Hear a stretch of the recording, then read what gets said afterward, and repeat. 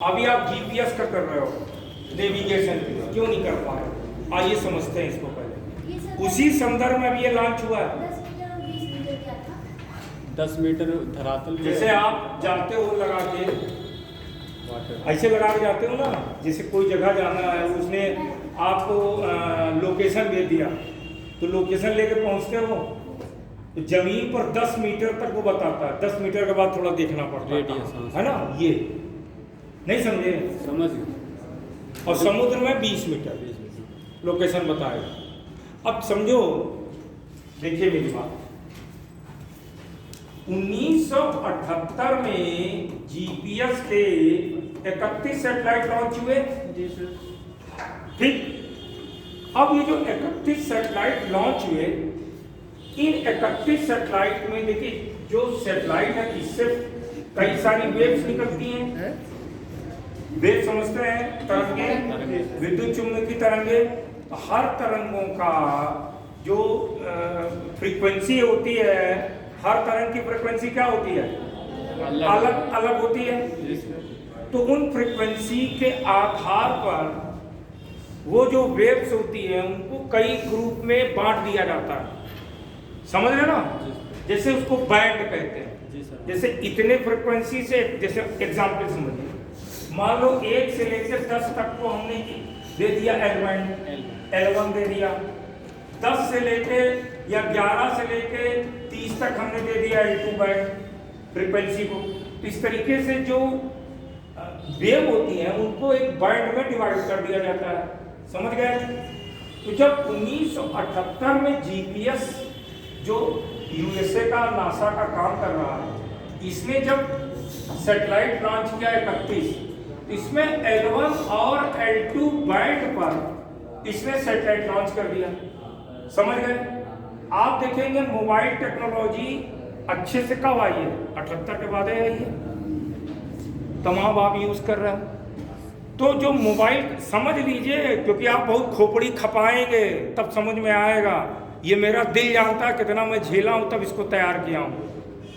एक एक चीज को जोड़ना पड़ता है। ऐसा क्यों हो रहा है, ऐसा क्यों हो रहा है? तो कहीं किताब में, किसी किताब में नहीं मिलेगा लिखा हुआ। मैं यकीन मानो बेटा, हम तो दिल जानते कैसे तैयार किए हैं कि हमको किताबों में मिल जाएगा। इसको बहुत समझना पड़ता है कैसा क्यों हो रहा है। ठीक है? तो जब ये लॉन्च किया तो L1 L2 बैंड डाल दिया किसमें? सैटेलाइट, अपने अपने सैटेलाइट में। फिर उसके बाद मोबाइल टेक्नोलॉजी आई, इंटरनेट आप यूज कर रहे हो, तो जो आपके मोबाइल में सॉफ्टवेयर डिजाइन किया गया वो L1 और L2 के आधार पर डिजाइन कर दिया गया। ठीक है? समझ में आ रहा है? जी सर, समझ गया। मोबाइल में जो आपका सॉफ्टवेयर डिजाइन किया गया वो L1 और L2 बैंड को ही पकड़ता है। जब इसरो ने ये आपका IRNSS के 7 सैटेलाइट लॉन्च किया तो इन्होंने इसमें डाला L5 और S बैंड डाला। इनका उस समय मुख्य मुद्दा था डिफेंस पॉइंट ऑफ व्यू से। डिफेंस पॉइंट ऑफ व्यू से उन्होंने 7 सैटेलाइट डाले, उसमें L5 और S बैंड डाला। ठीक, मोबाइल कंपनियों ने L1 L2 के आधार पर सॉफ्टवेयर डिजाइन कर दिया, और जब सॉफ्टवेयर डिजाइन कर दिया तो आप यूज कर रहे हैं। अब मोबाइल कंपनी का ये कहना है कि भैया L5 और S के आधार पर मोबाइल में चेंज करना बहुत कठिन काम है, इसी वजह से आप उपयोग नहीं कर पा रहे। अभी जो 29 जनवरी को सैटेलाइट भेजा गया, क्योंकि डॉक्टर जितेंद्र सिंह ने कहा है कि 2025-26 तक भारत अपने IRNSS को नेविगेशन के रूप में उपयोग कर रहा है। जो आज अभी आप लगा के चलते हो लोकेशन, वो जीपीएस यूज करते हो। 25-26 के बाद IRNSS यूज करोगे, और जब IRNSS यूज करोगे तो फायदा क्या होगा? अपना जो डाटा रहेगा, अपना डाटा अपने पास हो। तो फिर से समझ लीजिए, जब जीपीएस में 31 सैटेलाइट डाला, 31 सैटेलाइट डाला, तो उसमें जो इसने फ्रीक्वेंसी के बैंड डाले वो L1 L2 डाले। ये क्या होता है, जो वेव्स आती हैं वो वेव हर की फ्रिक्वेंसी अलग अलग होती, फ्रिक्वेंसी का मतलब आवृत्ति अलग अलग होती। कुछ आवृत्ति के समूह के तरंगों को हम बैंड कहते हैं। जैसे मैंने बताया L1 बैंड का मतलब 1 से 10 फ्रिक्वेंसी वाली, 11 से 30 तक हो गया L2 बैंड। तो ये बैंड इसमें इन्होंने डाल दिया। और 1978 के बाद देखें तो ये जो मोबाइल वगैरह आया है बहुत बाद में आया है।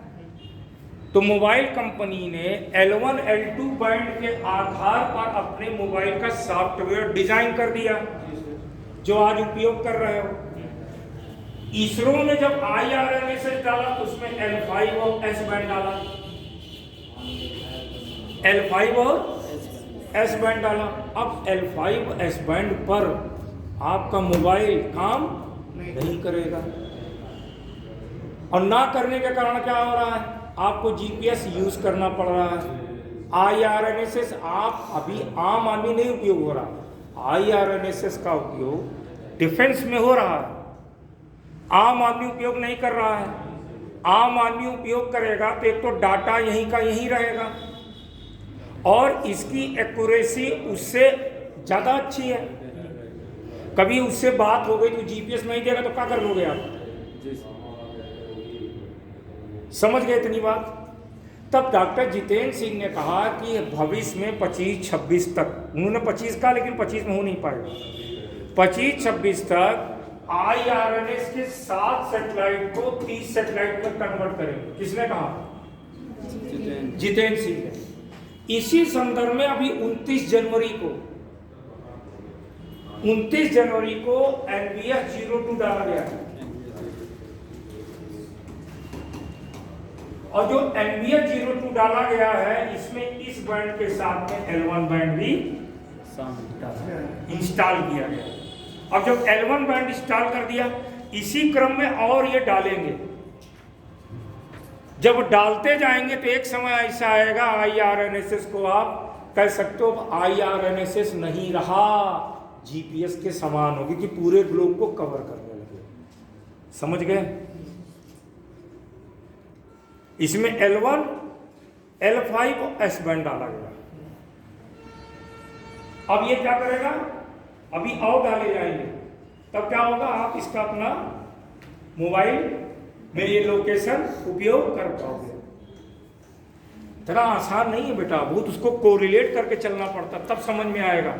हमारा दिल जानता हम कैसे तैयार किए ये सब, करंट के इश्यूज को पुराने से जोड़ना सबसे कठिन काम यही होता है। लिख लीजिए अब इसको।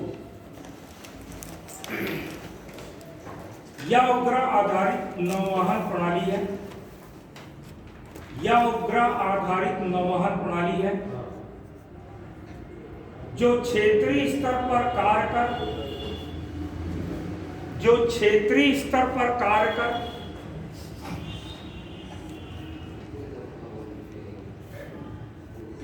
भारतीय मुख्य भूमि पर और भारतीय सीमा से 1500 किलोमीटर दूर तक, भारतीय सीमा से 1500 किलोमीटर दूर तक नौवहन संकेत उपलब्ध कराएगी।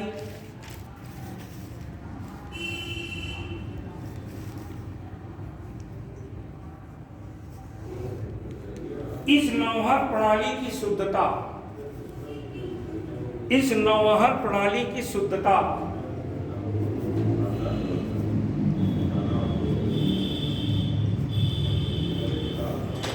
जमीन पर 10 मीटर, इस नौवहन प्रणाली की शुद्धता जमीन पर 10 मीटर और सागरी क्षेत्रों में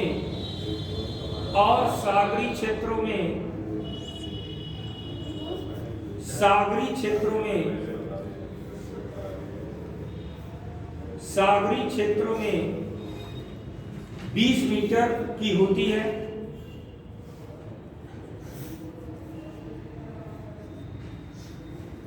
है। IRNSS के द्वारा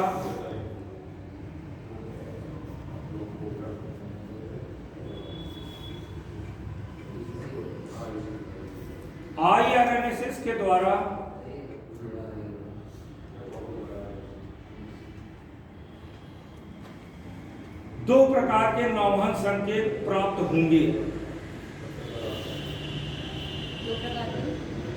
नौवहन संकेत प्राप्त होंगे। देखिए, it is the second satellite in the NVS series offering advance navigation capabilities with payload operated in L1 L5 S band, और जो वो डाले गए हैं उसमें L5 S बैंड था। अब ये आप अपने मोबाइल से इसका उपयोग कर सकते हैं। जब इसरो ने लॉन्च किया था तब ये नहीं सोचा था कि नहीं यूज हो पाएगा। बाद में पता चला मोबाइल कंपनी कह रही कि इसको अपडेट करने में टाइम ज्यादा लगेगा, दिक्कत होगी। तब इसरो ने कहा कि भाई अब जो 7 डाले गए हैं, एक समय आएगा इनकी सीमा खत्म होगी, इनकी जगह पे दूसरा डाला जाएगा। जो दूसरा डाला जाएगा उसमें L5 S बैंड तो रहेगा ही रहेगा, क्योंकि डिफेंस के लिए है। तो L1 बैंड भी डाल देंगे, वो तो आपका काम चलने लगेगा। समझ गए? दिखा? दो प्रकार के नौवहन संकेत प्राप्त होंगे। Number 1 SPS। नंबर 1 है ESPS।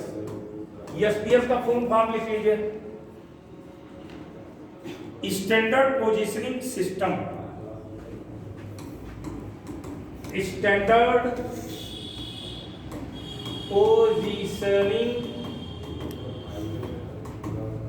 पोजीशनिंग सिस्टम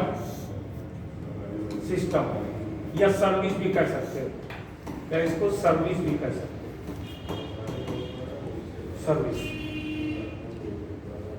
दो तरीके का नौवहन प्राप्त होंगे, समझ लीजिए। एक तो SPS है, दूसरा PPS है। PPS को RS भी कहते हैं, रिस्ट्रिक्टेड सर्विस। ठीक है, दो तरीके। PPS को एक नाम और से प्रिसीजन पोजीशनिंग सर्विस भी कहते हैं। दोनों में अंतर समझ लीजिए। ये जो सर्विस है ये आम आदमी के लिए है, मैं लिखा देता हूं। ये जो सर्विस है रिस्ट्रिक्टेड हो गई, इससे जो संकेत होंगे वो इंक्रिप्टेड होंगे। इंक्रिप्टेड का मतलब समझ रहे हो? कोडिंग इंक्रिप्टेड होंगे। इंक्रिप्टेड क्यों होंगे? ये डिफेंस के लिए होंगे। इसके लिए स्पेशल टाइप के डिवाइस होंगे जो इसको रिसीव करेंगे, डाटा उनको मिलेगा। ये आप अपने मोबाइल से इसको रिसीव कर सकते हैं। लिख लीजिए SPS। या सामान्य नागरिक और व्यावसायिक उद्देश्य के लिए उपलब्ध होगा, या सामान्य नागरिक और व्यावसायिक उद्देश्य के लिए उपलब्ध होगा। इन संकेतों को किसी भी व्यक्ति के द्वारा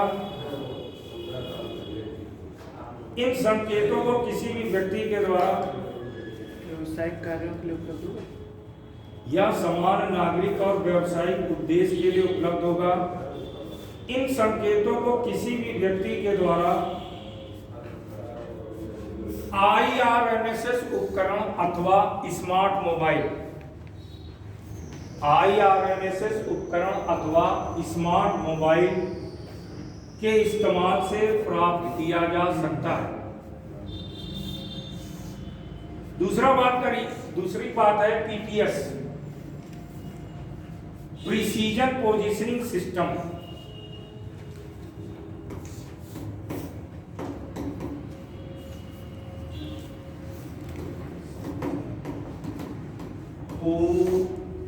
पोजीशनिंग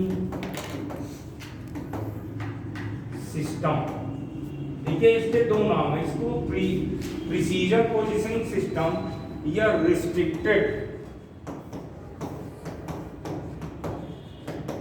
सर्विस भी कहते हैं, रिस्ट्रिक्टेड सर्विस भी कहते हैं।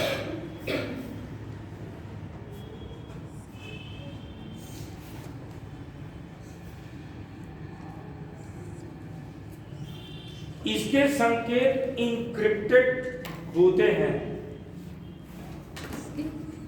इसके संकेत इंक्रिप्टेड होते हैं।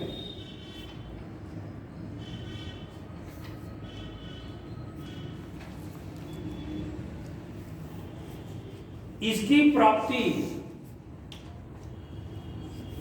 विशिष्ट उपकरणों की सहायता से की जाती है,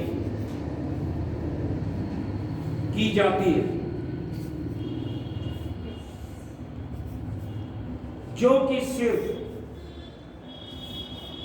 रणनीतिक और प्रतिरक्षा के क्षेत्र में, जो कि केवल रणनीतिक और प्रतिरक्षा के क्षेत्र में उपलब्ध होते हैं। अगला हेडिंग डालिए, IRNSS प्रणाली के दो भाग होते हैं। IRNSS प्रणाली के दो भाग होते हैं। अब देखिए IRNSS के दो प्रणाली क्या है। एक तो है स्पेस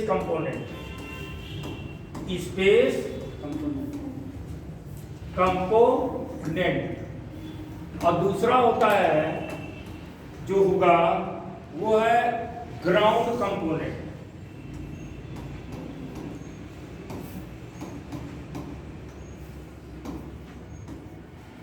अब देखिए स्पेस कंपोनेंट अभी दिखाया था, 7 सैटेलाइट डाला। ग्राउंड में 33 सेंटर बने हैं, 33 सेंटर है। शुरू में 21 थे, बाद में बढ़ा के 33 कर दिए गए। 7 यहां पे डाले गए, लिख लीजिए इसमें ग्राउंड स्पेस कंपोनेंट। इसके अंतर्गत 7 IRNSS उपग्रहों का समूह है,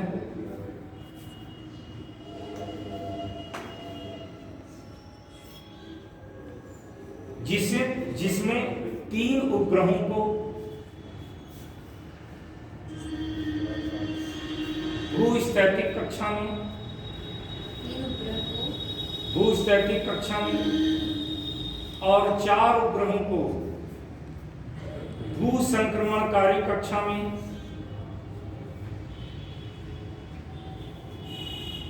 PSLV की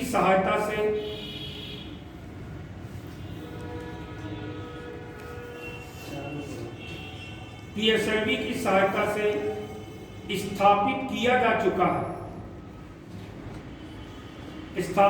जा चुका है, परंतु अभी 29 जनवरी 2025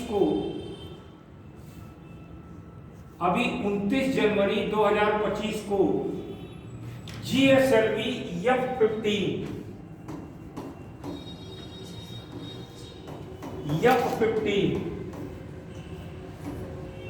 अब आपको तो कष्ट नहीं होगा, GSLV का मतलब क्या है? मतलब क्या हो गया? 3 चरण वाला लॉन्च व्हीकल। नेचुरली है कि वो सैटेलाइट क्या होगा? भारी होगा। भाई इसरो बेवकूफ तो है नहीं, अगर 1.5 टन का होता तो GTO में पहुंचा के काम हो जाता। इसका मतलब ये भारी है, इसलिए GSLV F-15 का यूज किया। तो अभी हाल में क्या लिखा लाइन? GSLV F-15 से NVS 02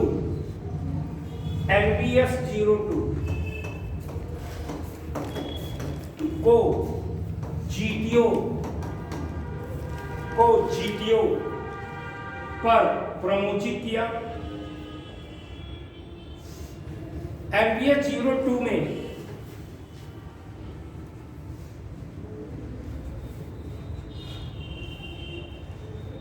L1, L5 तथा S बैंड को इंस्टॉल किया गया। अगला हेडिंग डाल लीजिए, ग्राउंड कंपोनेंट। इसके अंतर्गत IRNSS के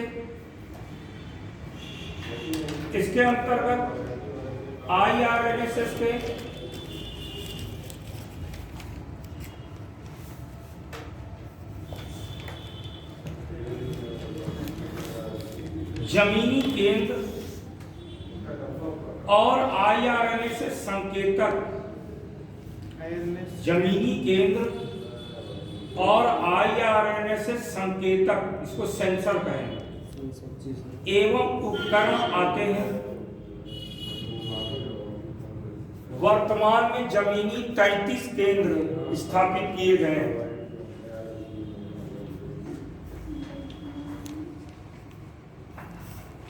हेडिंग डालिए IRNSS में कुछ परिवर्तन।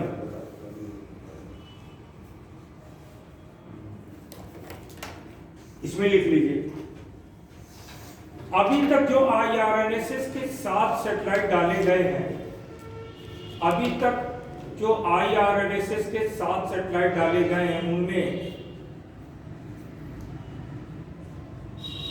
L5 तथा S बैंड आवृत्ति ही उपलब्ध,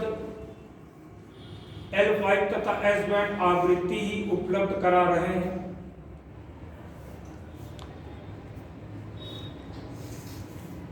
जबकि स्मार्टफोन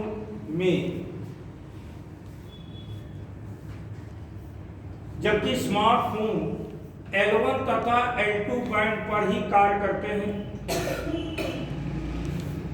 L1 तथा L2 बैंड पर ही कार्य करते हैं।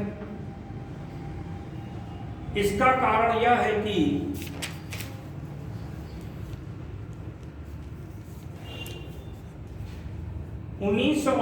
में जीपीएस प्रणाली के उपग्रह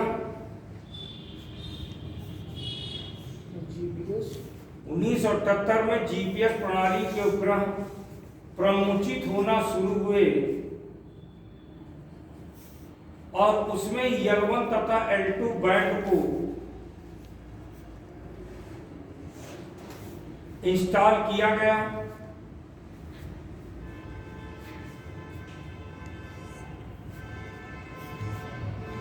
और इसी हिसाब से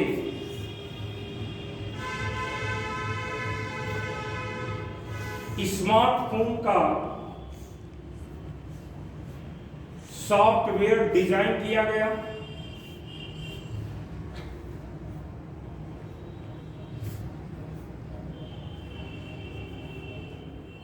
अब मोबाइल कंपनी का कहना है कि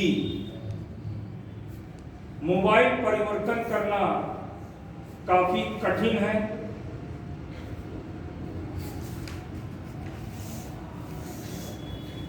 इसलिए अभी हाल में ही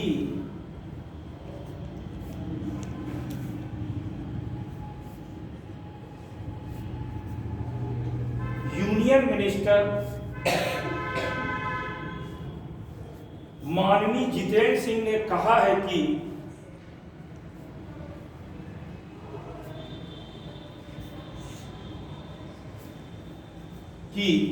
अब कुछ और उपग्रह IRNSS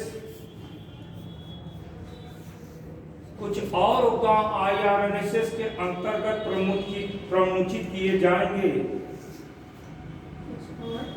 कुछ और उपग्रह IRNSS के अंतर्गत प्रमुचित किए जाएंगे, जिसमें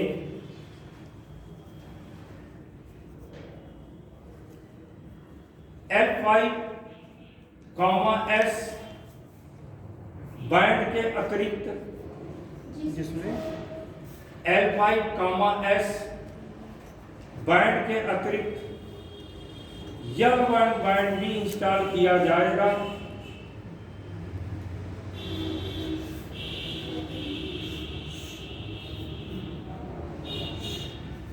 इसी संदर्भ में NBH-02 को लॉन्च किया गया।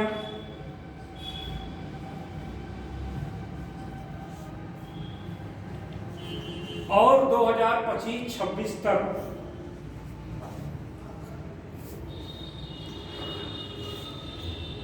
भारत का प्रत्येक नागरिक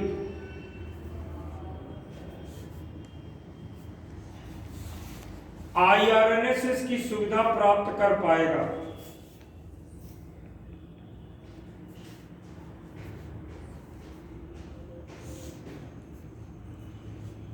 जिससे जिससे हर नागरिक का डाटा या आंकड़ा स्वदेश में ही रहेगा। अब अगर हम इसके लाभ बताएं तो एक एक पॉइंट बोल देते हैं, लिखाने में टाइम लगेगा।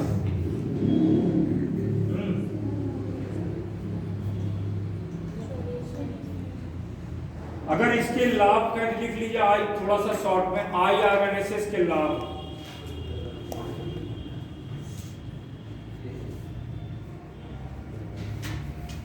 नंबर 1, सामरिक उद्देश्य के लिए विदेशी नौवहन प्रणाली पर, सामरिक उद्देश्य के लिए विदेशी नौवहन प्रणाली पर निर्भर नहीं रहना पड़ेगा।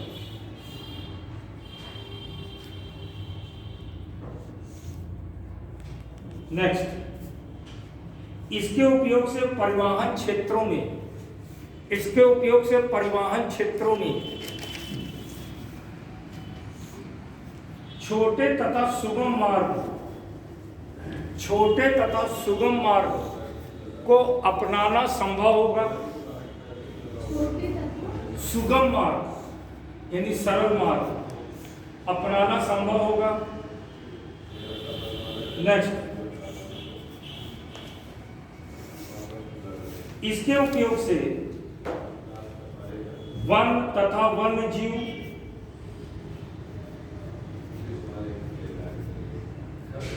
को संरक्षित करना आसान होगा। उपयोग से वन तथा वन्य जीव को संरक्षित करना आसान होगा। आपदा प्रबंधन में सहायता मिलेगी।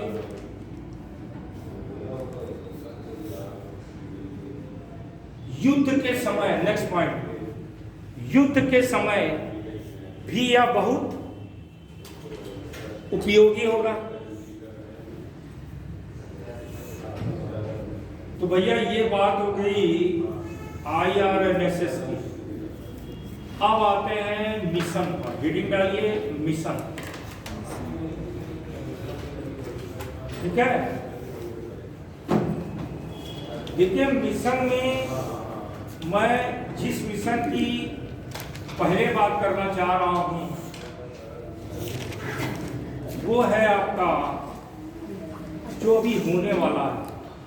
जो पुराने मिशन है उसको बाद में पढ़ाता हूं। इंपॉर्टेंट है नया मिशन गगनयान। तो आइए गगनयान को समझते हैं। गगनयान क्यों किया जा रहा है, क्या फायदा होगा। देखिए गगनयान का एक फायदा यह है कि भविष्य में भारत अपने स्पेस स्टेशन को अंतरिक्ष में स्थापित कर सकता है। गगनयान का मूल उद्देश्य यही है। ठीक है, अब गगनयान क्या है आइए समझते हैं।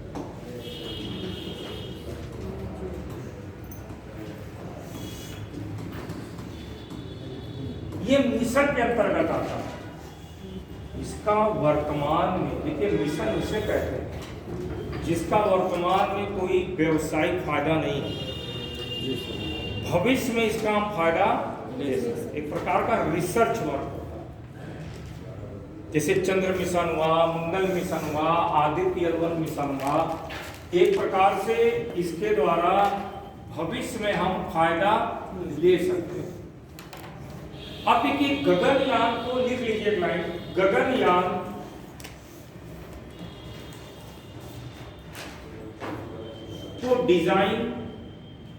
को डिजाइन हाल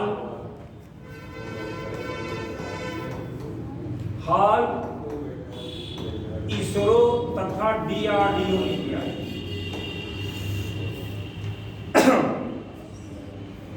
हाल का मतलब होता है हिंदुस्तान एरोनॉटिक लिमिटेड। इसरो आप जानते हैं defence research and development organisation. इन तीनों ने मिलकर के इसका डिजाइन किया।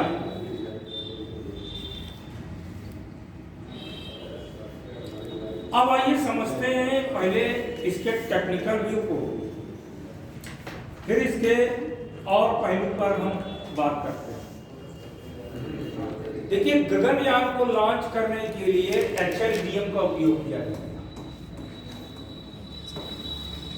HLBM2 का। ये HLBM क्या होता है?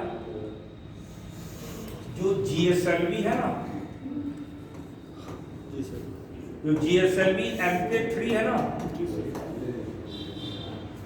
जब इसको, क्योंकि इसमें मानो बैठ के जाएगा, जब इसको कई बार टेस्ट करते हैं कि मानो के रहने लायक है कि नहीं, कहीं गड़बड़ तो नहीं हो जाए, इसको कई बार टेस्ट से गुजारते हैं, तब इसे ह्यूमन रेटेड लॉन्च व्हीकल कहते हैं। ह्यूमन रेटेड लॉन्च व्हीकल हो जाता है, क्योंकि ये मानव को लेकर जाएगा। इसको जब कई बार बहुत ही कठिन परीक्षण से गुजारते हैं तो इसे कह देते हैं ह्यूमन रेटेड लॉन्च व्हीकल। ये प्रकार का GSLV MK3 है। ठीक है, अब समझते हैं कि इसकी डिजाइन क्या है।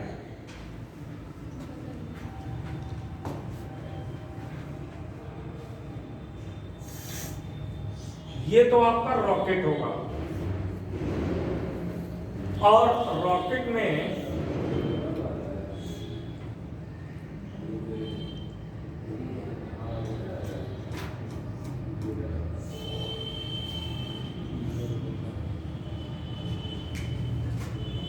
देख रहे हैं, ये तो आपका HLBM है, ह्यूमन रेटेड लॉन्च व्हीकल।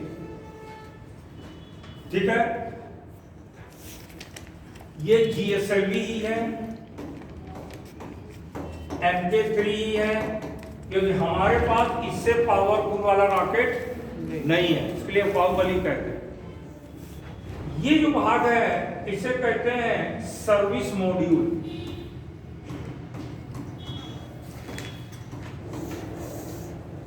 जो लगभग 2900 kg का। ये जो बीच में बनाया है मैंने, ये है crew step system. Sorry,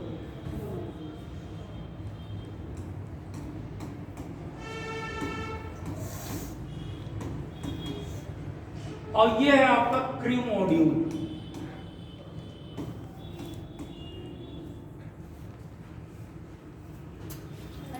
crew module, अरे ये कहाँ हो गया? प्रीवियस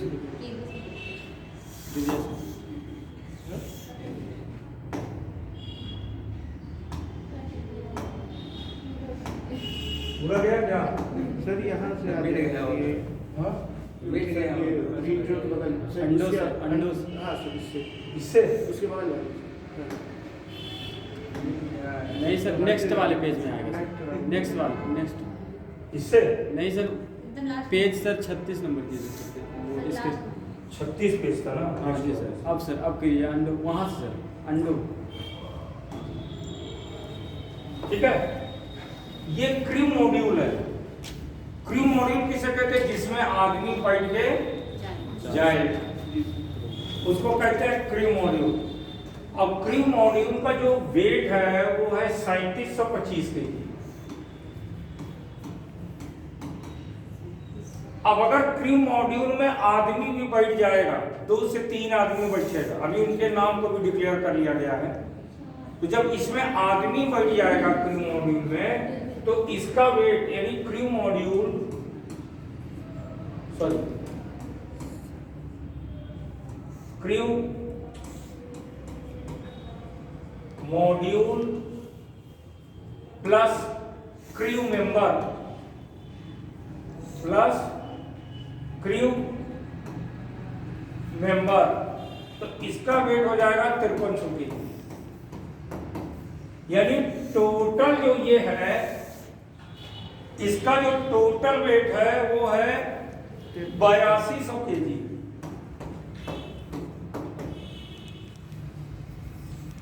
समझ रहे हैं? अब आपके मन में प्रश्न आएगा कि सर आप बताइए, आपने तो कहा था 4 टन ले जा रहा है, तो साला 8 टन पहुंच रहा है, 8 टन पहुंच रहा है।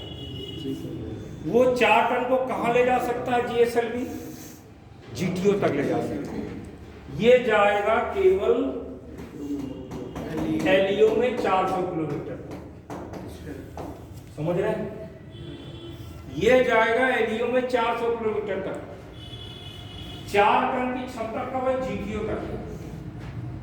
जीटीओ का मतलब 32, 33, 34,000 किलोमीटर। और ये कहाँ जाएगा 400 किलोमीटर। तो ये आराम से ले जा सकता है HLBM। अब देखिए जो ये क्रू मॉड्यूल है इसमें 2 से 3 मेंबर बैठेंगे, 2 से 3 लोग बैठेंगे इसमें। क्रू एस्केप सिस्टम का काम है जो इसको इससे अलग करने का काम करेगा, इसके अलग करने का काम। सर्विस मॉड्यूल का जिसमें ईंधन उधन होगा, जो सर्विस प्रोवाइड करेगा, जो सर्विस प्रोवाइड करेगा यानी ईंधन उधन किसमें भरा जाएगा, इसमें भरा जाएगा। अब देखिए क्या क्या होगा इसमें, ये समझते हैं।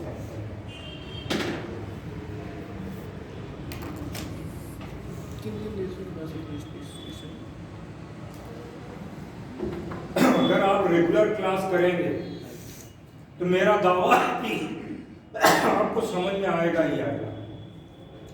गायब होंगे तो नहीं समझ में आएगा। रेगुलर क्लास करेंगे तो ऐसा हो ही नहीं सकता है कि समझ में ना हो। अब देखिए इसमें होगा क्या, आइए समझते हैं।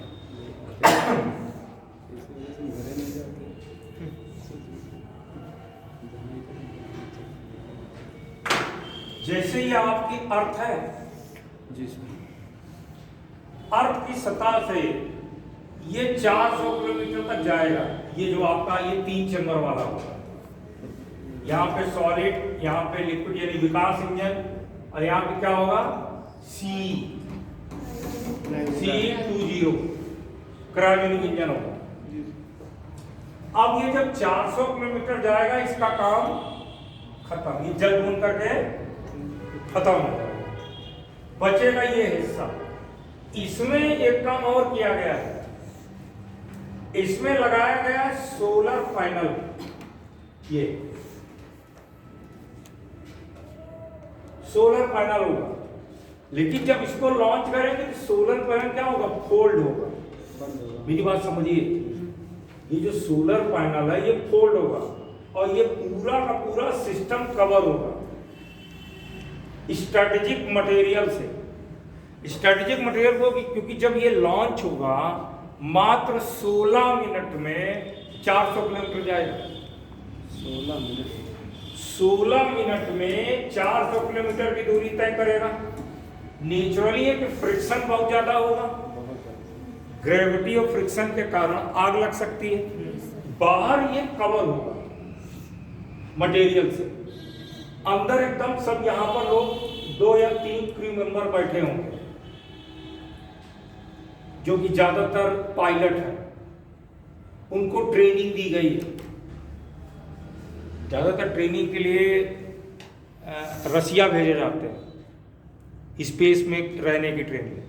भारत में भी हैदराबाद में स्पेस ट्रेनिंग सेंटर खोला गया है, जहां पर शून्य होता ना वहां पे स्पेस में, उसमें ट्रेनिंग दी जाती है। भारत में भी काम हो रहा है इसमें, बाहर नहीं भेजना पड़ेगा।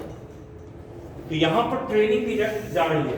अब ये जब जाएगा 400 किलोमीटर ऊपर, यहाँ पहुंचा, यहाँ पहुंचने में लगा 16 मिनट, गया कितना 400 किलोमीटर।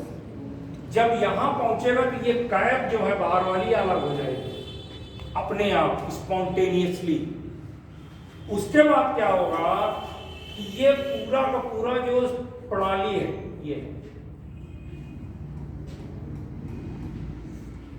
ये सर्विस मॉड्यूल है, इसमें ये सोलर पैनल खुल जाएगा। ये जो सोलर पैनल है ये आपका खुल जाएगा। 16 मिनट में पहुंच जाएगा 400 किलोमीटर। सोलर पैनल खुल जाएगा और 3 दिन तक पृथ्वी के चारों ओर चक्कर लगाएगा और कोई काम नहीं है। 3 दिन तक पृथ्वी का चक्कर लगाएगा। 3 दिन के बाद ये जो क्रू स्टेप सिस्टम है ये इसको इससे डिटैच कर देगा, अलग कर देगा। ये सर्विस मॉड्यूल अलग हो जाएगा, क्रू मॉड्यूल अलग हो जाएगा, ये वहीं अंतरिक्ष में रह जाएगा, ये धीरे धीरे अर्थ की ओर बढ़ेगा। अब इसमें सावधानी बरतने की जरूरत है। इसके लिए किया क्या गया है, स्प्लैश डाउन लैंडिंग कराएंगे। ये क्या होता है,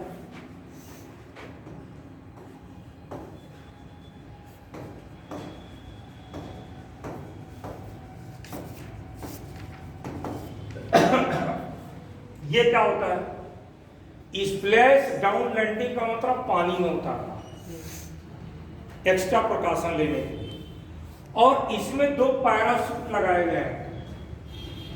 जब वायु का जो जहां पे वायु का घनत्व ज्यादा होगा, धीरे धीरे जब अर्थ की ओर बढ़ेगा तो धीरे धीरे इसका स्पीड तेज हो जाएगी, वो जो पैराशूट है वो खुल जाएगा, जिससे उसकी स्पीड क्या होगी, कम हो जाएगी। और एक्स्ट्रा प्रकाशन के लिए इसको स्प्लैश डाउन लैंडिंग कराएंगे, यानी पानी में। इसका उद्देश्य क्या है, इसका उद्देश्य है कि भविष्य में भारत जब अपना स्पेस स्टेशन बनाएगा, उसको समझने के लिए भारत ये कर रहा है।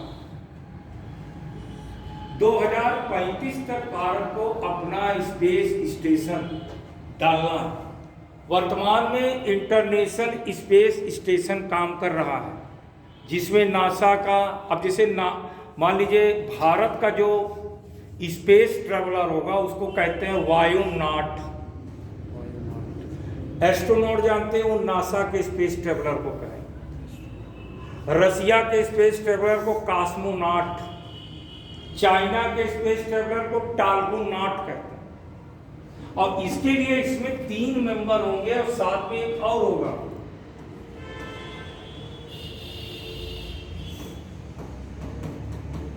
वायुमित्रा।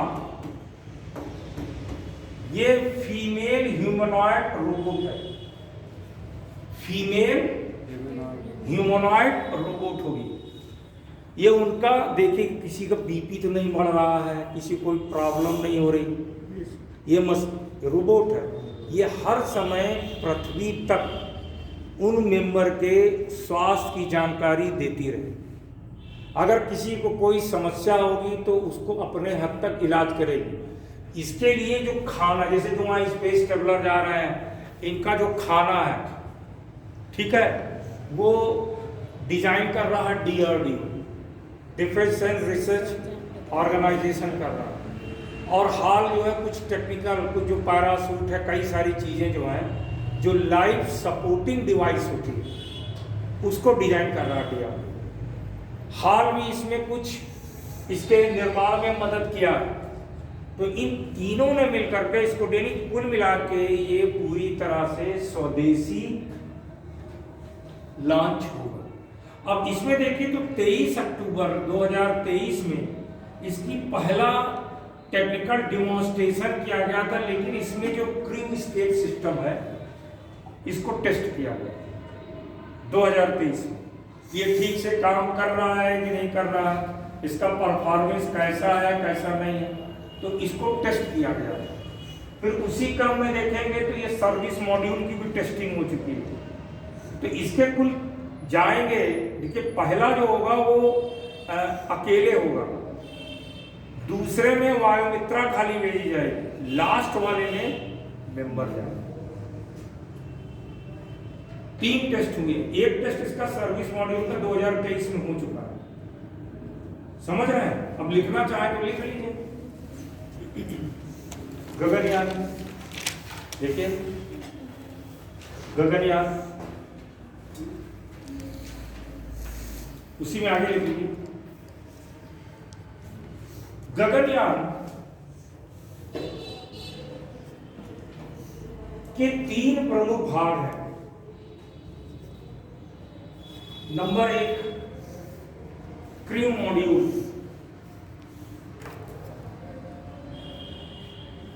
Number 2 crew escape system,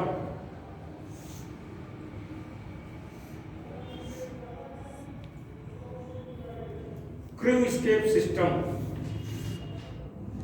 number 3 service module. अब एडिट डालिए क्रू मॉड्यूल। क्रू मॉड्यूल का भार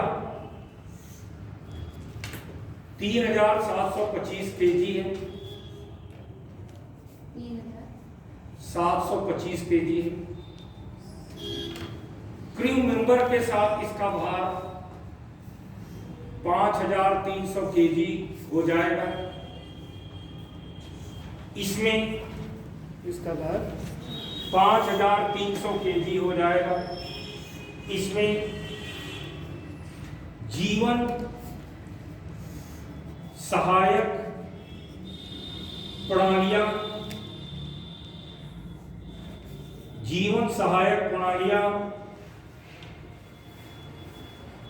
तथा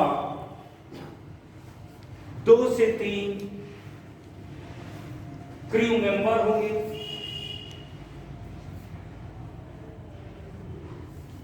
नेक्स्ट आइए crew escape system. Crew escape system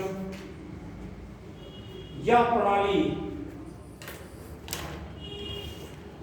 प्रणाली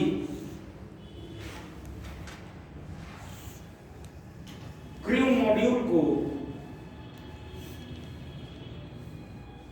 सर्विस मॉड्यूल से अलग करने के लिए तैयार की गई।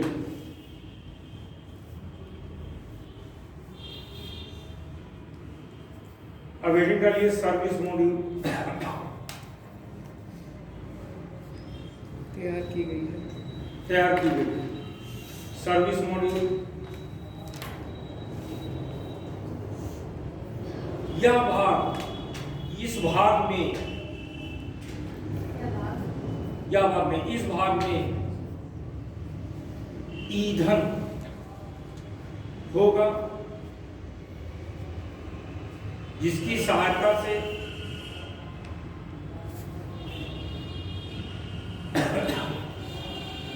यह क्रू मॉड्यूल को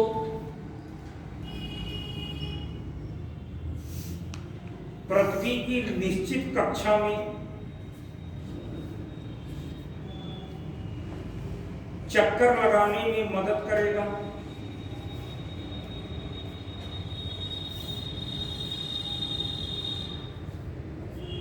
नेक्स्ट पैरा से देखो,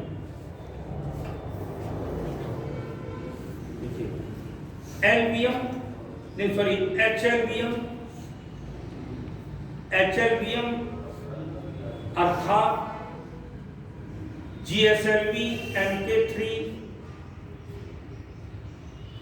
के द्वारा इसे 2025 या 26 में, हो सकता है इसी साल लॉन्च करें, 2025-26 में प्रमुचित किया जाएगा।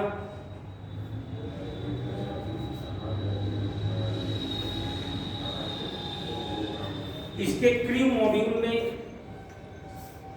2 से 3 सदस्यों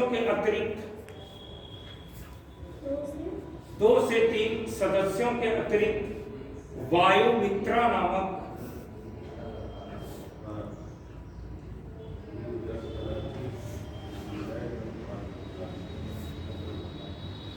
फीमेल ह्यूमनॉइड रोबोट, इसको इंग्लिश में लिख लीजिए, फीमेल ह्यूमनॉइड का मतलब समझते हैं जो आदमी की तरह देखने में लगे। जेसीबी मशीन भी एक रोबोट है, ह्यूमनॉइड वो भी एक रोबोट है। ह्यूमनॉइड फीमेल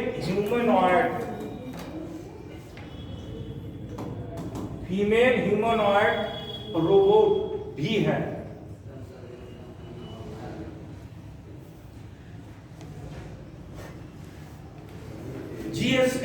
HLBM इसे पृथ्वी की सतह से 400 किलोमीटर ऊपर मात्र 16 मिनट में पहुंचा देगा और वहां पर HLBM इससे अलग हो जाएगा, पहुंचा देगा। पहुंचा देगा, और वहां पर HLBM इससे अलग हो जाएगा। अब यह सर्विस मॉड्यूल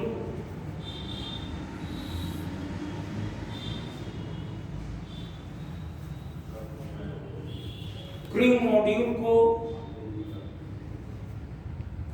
साथ लेते हुए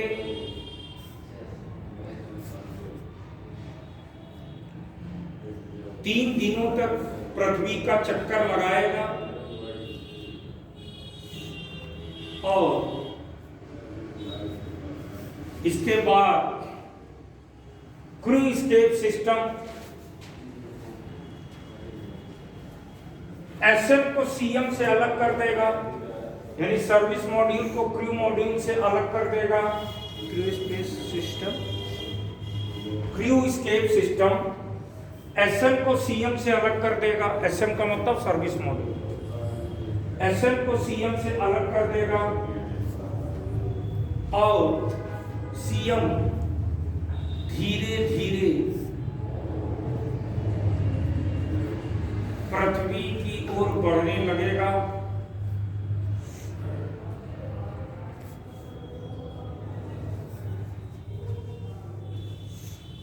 धीरे धीरे पृथ्वी की ओर बढ़ने लगेगा। पृथ्वी की सतह की कुछ ऊंचाई पर इसमें उपस्थित दो पैराशूट, ऊंचाई पर कुछ ऊंचाई पर इसमें उपस्थित दो पैराशूट खुल जाएंगे।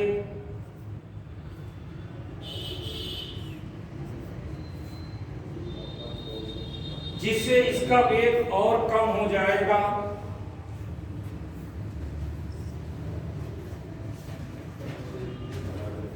लेकिन अतिरिक्त सावधानी बरतते हुए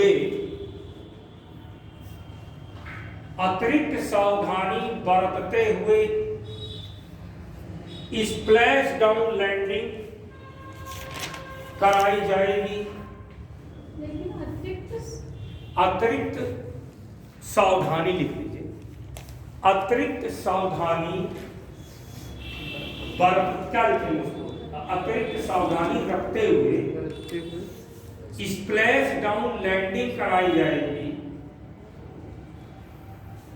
अर्थात इसे समुद्र में उतारा जाएगा।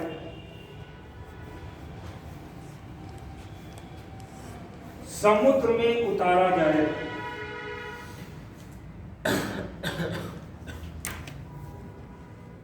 जब ये पृथ्वी की ओर आएगा, जानते हैं इसका वेग कितना होगा? 216 मीटर पर सेकंड। 216 मीटर पर सेकंड के वेग से पृथ्वी की ओर बढ़ेगा। सबसे ज्यादा कठिन जानते हैं क्या होता है? भेजने को तो भेज देंगे, जब नीचे आएगा 216 मीटर पर सेकंड वेग है। अब सोच लीजिए 1 सेकंड में 216 मीटर, तो वेग बहुत ज्यादा होगा, फ्रिक्शन के कारण आग लग सकती है। सबसे कठिन टेक्नोलॉजी ये होती है उसको नीचे उतारना, ये हो या जो रीयूजेबल लॉन्च व्हीकल जो बनाया जाता है, क्योंकि जब नीचे उतरेगा तो एयर से फ्रिक्शन होगा, टेम्परेचर इसका बहुत ज़्यादा बढ़ जाएगा। उस समय तकनीकी आपकी सबसे अच्छी होनी चाहिए। तो जब ये पृथ्वी की ओर आएगा तो इसका तापमान 216 इसका जो वेग है वो 216 मीटर पर सेकंड हो जाएगा। इसलिए क्रू मॉड्यूल जो बनाया गया है इसमें जो उपयोग करते हैं नैनो टेक्नोलॉजी से, इसमें कार्बन कंपोजिटेड मटेरियल यूज करते हैं। अब नैनो टेक्नोलॉजी आपको शुरू करेंगे तो बताएंगे। इसमें जो है कार्बन कंपोजिटेड मटेरियल यूज करते हैं। एक तो वो हल्का होता है, दूसरा वो हीट रेजिस्टेंस होता है, फ्रिक्शन से गर्म नहीं होता, आग नहीं। अभी तक क्या था कि जो भी रॉकेट बनाते थे मेटल यूज करते थे, एलॉय यूज करते थे, तो एलॉय भारी भी होता था, टाइटेनियम। अब नैनो टेक्नोलॉजी की, नैनो टेक्नोलॉजी एक ऐसी टेक्नोलॉजी, जिस दिन नैनो टेक्नोलॉजी जवानी पे आएगी बहुत सारी टेक्नोलॉजी को ली जाएगी। आपकी बायोटेक्नोलॉजी में जो आप जीन निकाल के डाल रहे हैं ना, नैनो टेक्नोलॉजी से बहुत इजी हो जाएगा। बताएंगे, अभी खत्म होगा तो बताएंगे। समझ में आ रहा, आप लिख लीजिए। समय अभाव के कारण ही काम भर की चीजें दे पाते हैं। चलिए लिखिए और आगे। गगनयान मिशन के लाभ।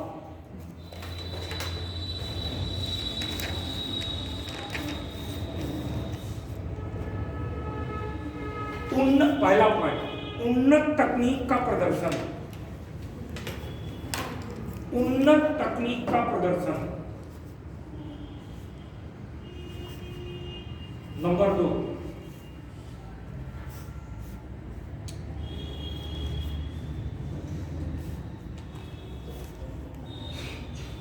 भारत के द्वारा भविष्य में अंतरिक्ष में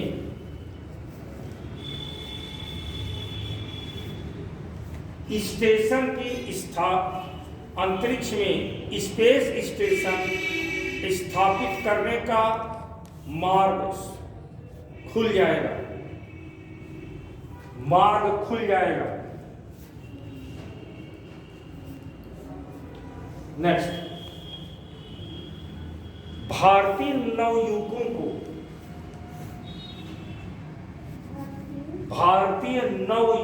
को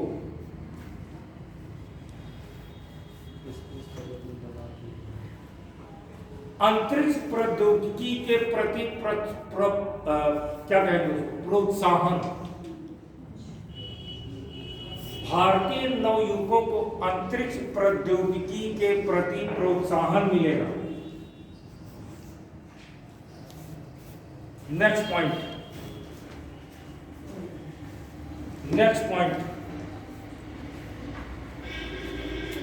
भारत विश्व पटल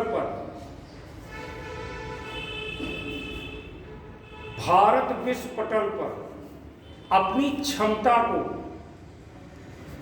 प्रदर्शित करेगा।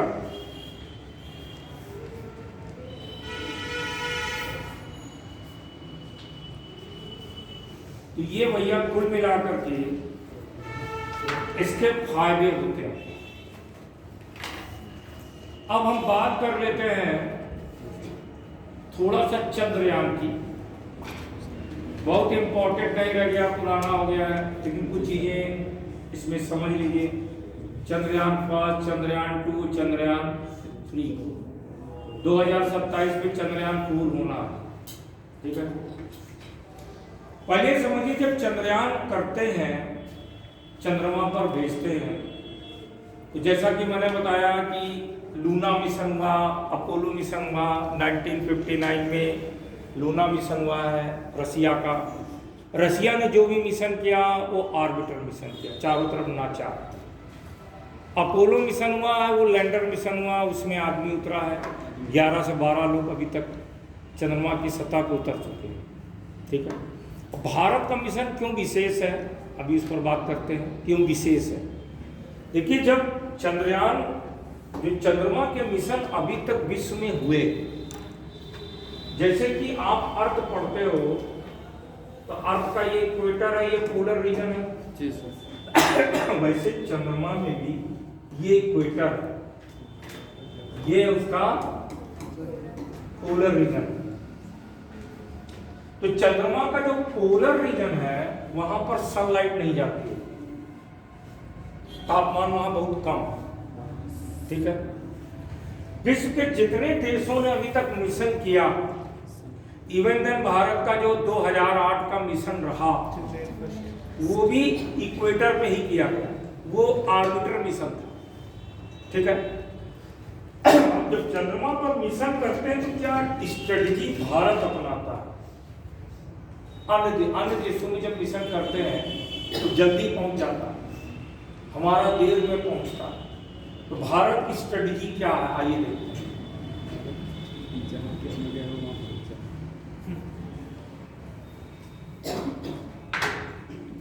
ये आपके अर्थ है, बहुत बड़ा बात। ये आपका मूल है। ठीक, आपको मान लीजिए ऑर्बिटर मिशन करना है, तो इसके लिए इसमें क्या करेंगे? असल में चंद्रमा पर करने के लिए ईपीओ कहा जाता है। ईपीओ का मतलब होता है अर्थ पार्किंग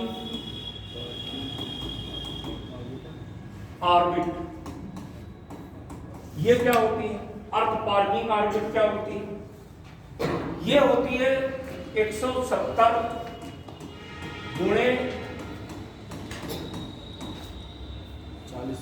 40,400 किलोमीटर। ये क्या है? ईपीओ क्या है? जैसे अर्थ आपकी मान लीजिए ये नॉर्थ पोल है, ऐसे घूम रही है,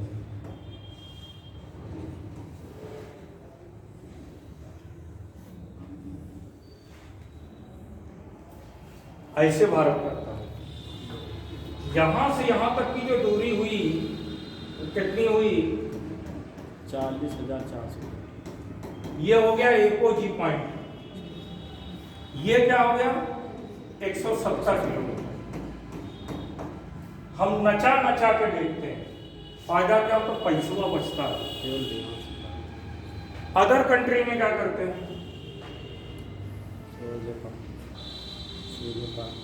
पैसा ज्यादा लगता है। हम क्या करेंगे? जैसे कि आप देखें 2008 में हुआ, पीएसएलवी से भेजा गया। क्यों भेजा गया? जीएसएलवी था नहीं, जीएसएलवी एमके फर्स्ट था। और रशियन इंजन, ये बताइए कोई मिशन करे और इंजन लगाए के तब मिशन करे, कि समझदारी काम तो है नहीं। समझदारी काम तो है नहीं। उधार लेकर के हम किसी को एक से उधार लिया और कोई रिसर्च वर्क करें, तो ठीक है नहीं। कॉमर्शियल यूज करना तो उधार लीजिए। तो उसमें 2008 में तो ऑर्बिटर मिशन था। ऑर्बिटर जो मिशन होगा उसमें केवल चारों तरफ नाचने होगा, तो हल्का होगा, उसका वेट 1.5 टन से कम ही होगा। तो वहां पर क्या करते हैं? वो सीधा भेजते हैं, इसलिए कुछ समय कम लगता है। हमको क्या होता है? समय ज्यादा लगता है। देखा होगा आपने, मुझे जहां तक याद आ रहा है कि जब 2023 में चंद्रयान 3 मिशन हुआ था, उसी के आसपास रसिया ने भी किया। जी सर। रसिया का फेल हो गया था। रसिया का जो या नासा जो करता है वो सब ऐसे ही करते हैं, समय उनका कम लगता है। हम क्या करते हैं कि पीएसएलवी से कहां तक पहुंचा देंगे? जीटीओ तक। जीटीओ तक पहुंचा देंगे। उसके बाद जो सैटेलाइट होगा ना बेटा, सैटेलाइट में भी प्रणोदक प्रणाली होती है। प्रणोदक प्रणाली होती, ईंधन होता है। वो ईंधन क्या करता है? जैसे समझिए यहां पे तो ईंधन बंद हो जाएगा, क्योंकि यहां ग्रेविटी खींचेगी, फिर ऐसे जाएगा, फिर ऑन करेंगे, फिर ऑफ करते रहेंगे। जैसे आपने पिक्चर देखा है मंगलयान? जी सर। उसमें पूरी बनाते हुए देखा था उसको, जी सर। ऑन ऑफ कर रही थी। तो लगभग वही पद्धति यहां अपनाते हैं। टाइम ज्यादा लगता है। और यहां पर जो इसकी ऑर्बिट में घूमेगा वो 100:100 किलोमीटर। चंद्रमा के चारों घूमेगा तो सर्कुलर ऑर्बिट में। चंद्रमा में चारों तरफ घूमता है तो सर्कुलर ऑर्बिट 100 गुणे। इसी को अर्थ पार्किंग ऑर्बिट कहते हैं। समझ में बात आई? हाँ, अब देखिए समझिए इसको कहा। कुछ चीजें डिस्कस कर लेते हैं तो फिर आगे बढ़ते हैं। अब देखिए हुआ क्या कि जब चंद्रयान फर्स्ट होता है, वो एक ऑर्बिटर मिशन था 2008। चंद्रयान फर्स्ट ऑर्बिटर मिशन था। ऑर्बिटर का मतलब होता है एक रिमोट सेंसिंग सैटेलाइट है जो चंद्रमा के चारों ओर घूम रहा है और वहां के पिक्चर लेके भेज रहा है। तो जो चंद्रयान फर्स्ट मिशन हुआ उसमें हुआ क्या? थोड़ा पानी पीऊं।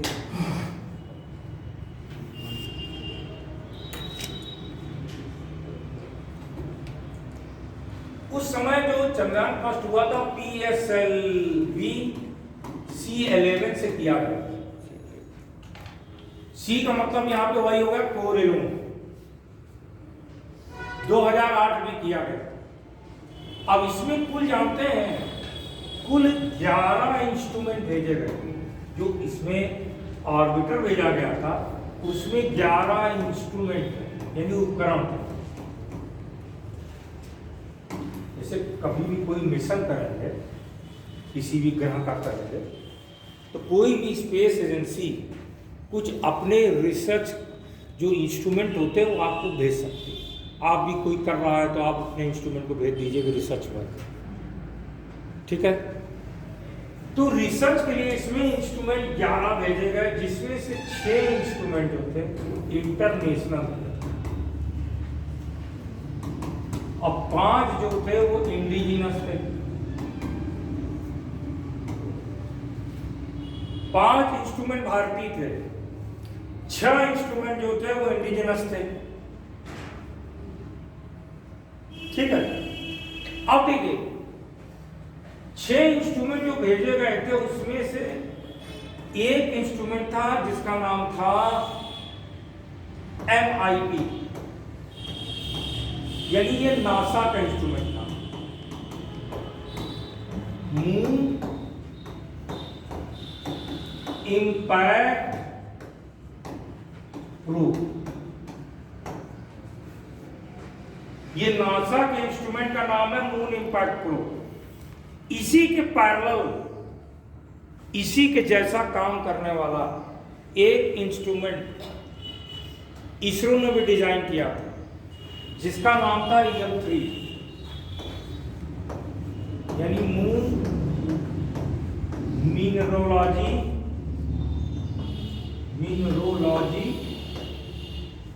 मैपर, ठीक है। ये सारे इंस्ट्रूमेंट गए, मून का चक्कर लगाया। अब हमारा एक दुर्भाग्य कहिए, USA का जो नासा का ये इंस्ट्रूमेंट था, इसने मून की पिक्चर लेके भेजा किसको, नासा को, और नासा ने तुरंत पब्लिश कर दिया। नासा के जो उस समय चेयरमैन थे, क्या नाम अच्छा सा है, तो उन्होंने ये कहा कि मून पर billion ton of the water है। इससे जो मैसेज, इससे जो डाटा गया इसरो के पास, उस डाटा को एनालाइज करने में इसरो को टाइम ज़्यादा लग गया। इसके पहले कि इसरो पब्लिश करे, नासा ने पब्लिश कर दिया कि मून पर billion ton of the water है, और इसके साथ में हीलियम अच्छी मात्रा में है, एल्युमिनियम है, सिलिकॉन है, कई सारे मिनरल्स भी बहुत अच्छी मात्रा में। यह हमारा दुर्भाग्य था, ठीक है। यानी अगर कहें कि चंद्रयान फर्स्ट की सबसे बड़ी उपलब्धि क्या थी, मून पे जल को खोजना। अब आप कहें सर इसके पहले जो दुनिया में और लोगों ने किया उन्होंने क्यों नहीं कर पाया, ये उनका दुर्भाग्य है, नहीं कर पाए। ये ऑर्बिटर मिशन, बात समझ में आई? इसको आप वीडियो में देख लीजिएगा, पुराना हो गया बहुत, दिखाने में क्या होता है टाइम बहुत जाता है। अब देखिए चंद्रयान 2 क्या है। देखिए चंद्रयान 2 को जो इसरो ने डिजाइन किया, चंद्रयान 2 को, तो चंद्रयान 2 में एक खास चीज देखेंगे कि जो चंद्रयान 2 डिजाइन किया गया आपका, उसमें खास बात यह है कि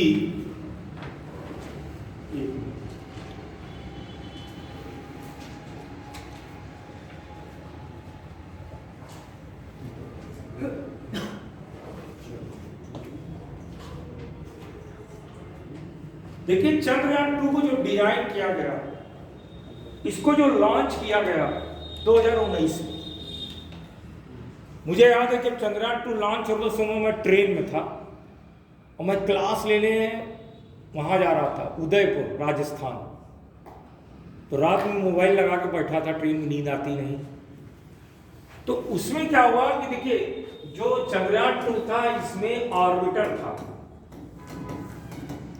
प्लस लैंडर था। लैंडर के अंदर था रोवर।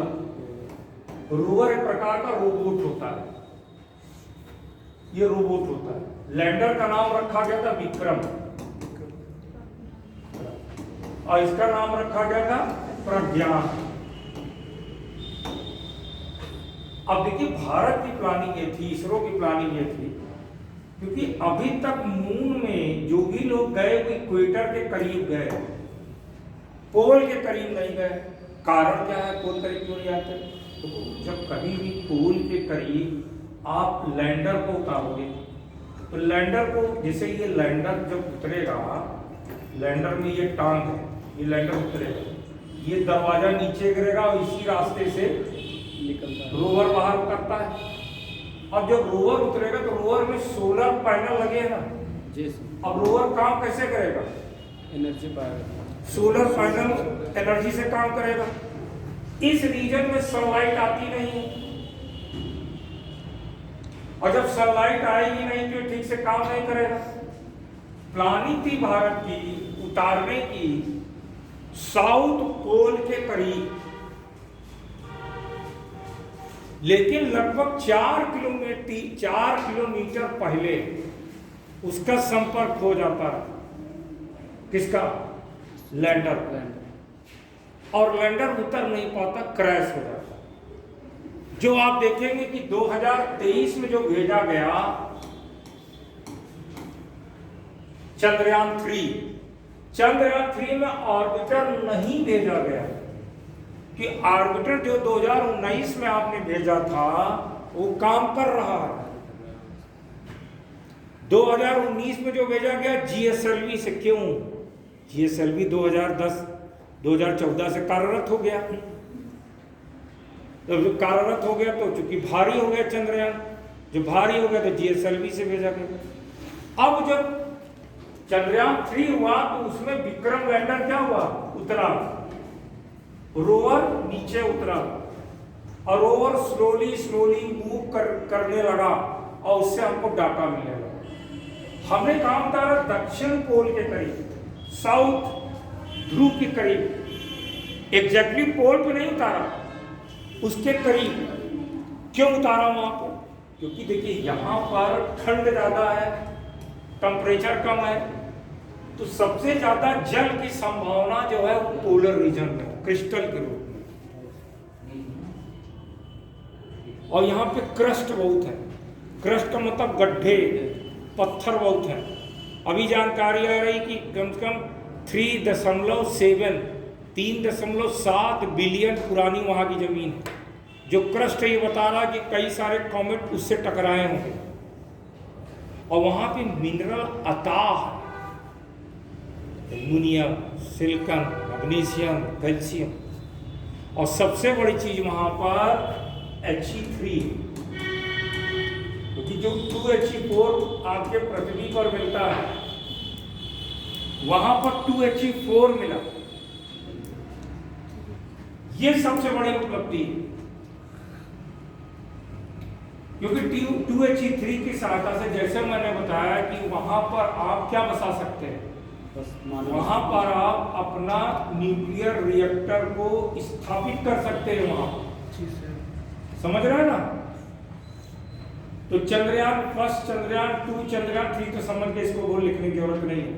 आप आदित्य L1 की बात कर लेते हैं, वो थोड़ा इंपॉर्टेंट हो जाता है।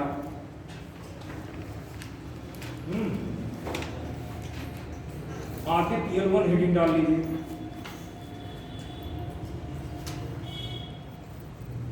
थोड़ा आदित्य L1 बता देते हैं। और कल की क्लास में आपका डिफेंस बहुत ज़्यादा नहीं है, डिफेंस बात कर लेंगे, और साथ में नैनोटेक भी बहुत ज़्यादा नहीं है, लेकिन कुछ चीज़ें इंपॉर्टेंट, क्योंकि भारत ने भी नैनो यूरिया बनाया है ना, तो उसकी बात करेंगे। तो बात कर लेते हैं, और इस पार्ट से रहिए वो भी कल ही डिस्कस कर लेंगे। आदित्य L1 क्या है?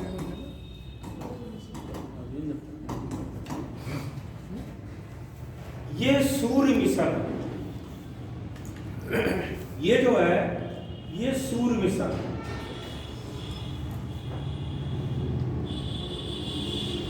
अब ये L1 का मीनिंग क्या है? कई सारी चीजें हैं, इसको थोड़ा समझिए। देखिए, आदित्य एल1 मिशन तो हमारा है। नासा के एक मिशन था पार्कर सोलर प्रोब।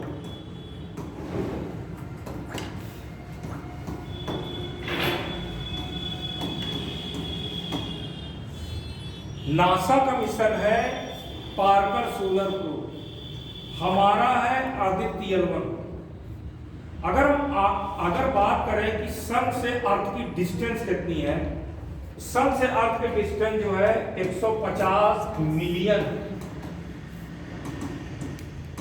किलोमीटर। अर्थ से सन की डिस्टेंस 150 मिलियन किलोमीटर। ठीक है, अब आदित्य एल1 डिस्कस करते हैं। हमने जो ये मिशन किया आदित्य एल1 मिशन 2 सितंबर 2023 को आदित्य को प्रमोचित किया गया, और ये जो है 2024 में 6 जनवरी 2024 को ये L1 पॉइंट। तो ये L का मतलब क्या होता है, पहले ये मतलब इसका क्या है, असल में होता क्या है 6 जनवरी कि अर्थ है और ये आपका सन है। इन दोनों के बीच में कुछ ऐसे बिंदु होते हैं जहां पर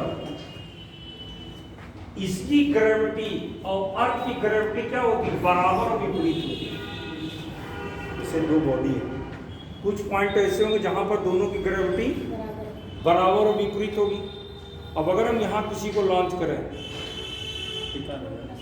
और ग्रेविटी दोनों के बराबर है तो वहां स्टेबल होगा, अर्थ घूम रही तो अर्थ के साथ वो घूमेगा।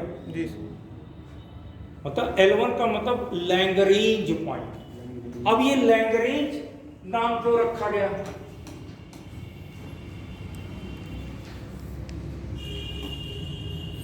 लैग्रेंज वर्ड जो आता है वो एक जोसेफ लैग्रेंज हुआ करते थे, जिनका नाम था Joseph Louis Lagrange. Joseph Louis Lagrange ये गणितज्ञ थे। जोसेफ लुईस लैग्रेंज एक मैथमेटिशियन थे, गणितज्ञ थे 18वीं शताब्दी में। उन्होंने पहली बार ये बताया था कि दो सिलेशियल बॉडी यानी दो अंतरिक्ष में ग्रहों के बीच में कुछ बिंदु ऐसे होते हैं जहां पर दोनों की ग्रेविटी समान लेकिन विपरीत नहीं चली। कि देखिए वो जो पॉइंट होगा वो अर्थ के करीब ज्यादा होगा, ये तो बहुत बड़ा है, इसकी ग्रेविटी से कहीं ज्यादा होगी तो अर्थ के करीब होगा। तो उस कुछ पॉइंट ऐसे होंगे जहां पर दोनों की ग्रेविटी समान होगी और विपरीत, उसी को L पॉइंट, उसी को L पॉइंट। अब ऐसी अर्थ और पृथ्वी और सूर्य के बीच में कुल आप देखें तो 5 लैग्रेंज पॉइंट है। अब देखिए पार्कर सोलर प्रोब और हमारे मिशन में क्या अंतर है भैया, उनका बहुत एडवांस है। आपका जो L1 पॉइंट है, आपकी इससे दूरी कितनी है, 150 मिलियन किलोमीटर है। आप जानते हैं कितनी दूर पर अर्थ की सरफेस से 1.5 मिलियन किलोमीटर। अर्थ से कितना है 10.5 यानी 1%। आप कहां डाले, L1 पॉइंट यहां पर है, अर्थ के सरफेस से 1.5 किलोमीटर, 1.5 मिलियन किलोमीटर। और जो उनका पार्कर सोलर प्रोब है वो जानते हैं, वो अभी जून 2025 में वो सन से मात्र 6.16 किलोमीटर पर होगा। यही जून 2025 में सन से मात्र कितना होगा, 6.16 किलोमीटर पे होगा। इसके लिए उन्होंने विशेष प्रकार के पदार्थ को यूज किया। क्योंकि नेचुरली जब सन के करीब ज्यादा जाएगा तो जलने की संभावना ज्यादा है। तो जलने की संभावना होने के कारण उन्होंने विशेष प्रकार के पदार्थ को यूज किया है तो बहुत कुछ इसमें। तो थोड़ा सा लिखना चाहे लिख लीजिए इसको, आदित्य यलवन मिशन को लिखिए।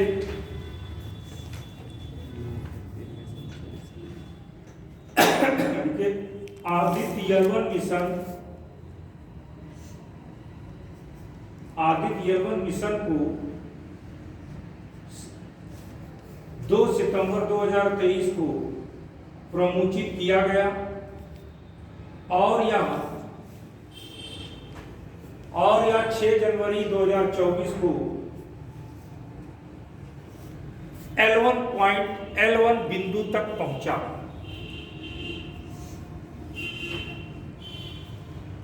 नोट डाल के उसी के नीचे लिख लीजिए, नोट डाल के पहले नीचे लिख लीजिए।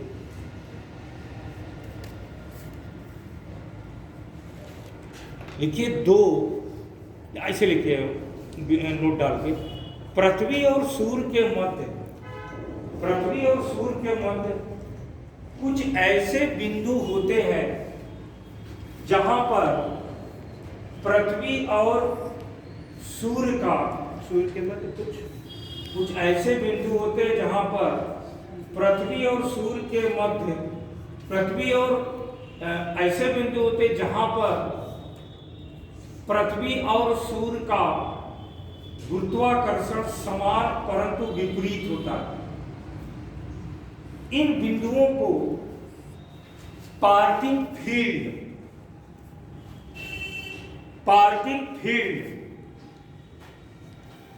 कहते हैं और इसे यम बिंदु के नाम से भी जानते हैं।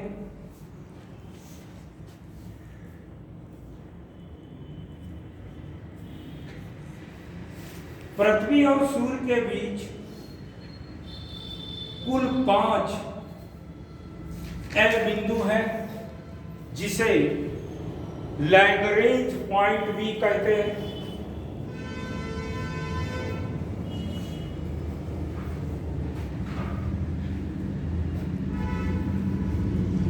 आदित्य यलवन के द्वारा सूर्य के करुणा के अति उच्च तापमान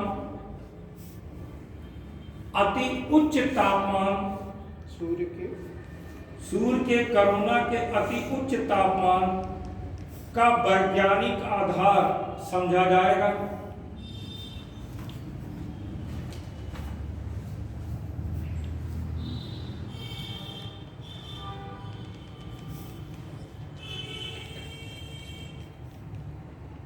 देखिए चक्कर ये है, सूर्य का जो सबसे बाहर का सरफेस है उसको करुणा कहते हैं। उसका तापमान 10 लाख डिग्री सेल्सियस। उसके नीचे एक स्तर होता है जिससे फोटोस्फीयर कहते हैं। समझ लीजिए थोड़ा सा क्यों भेजा गया। ये करुणा बाहर का तरफ, क्रोमोस्फीयर है, फिर ये फोटोस्फीयर है।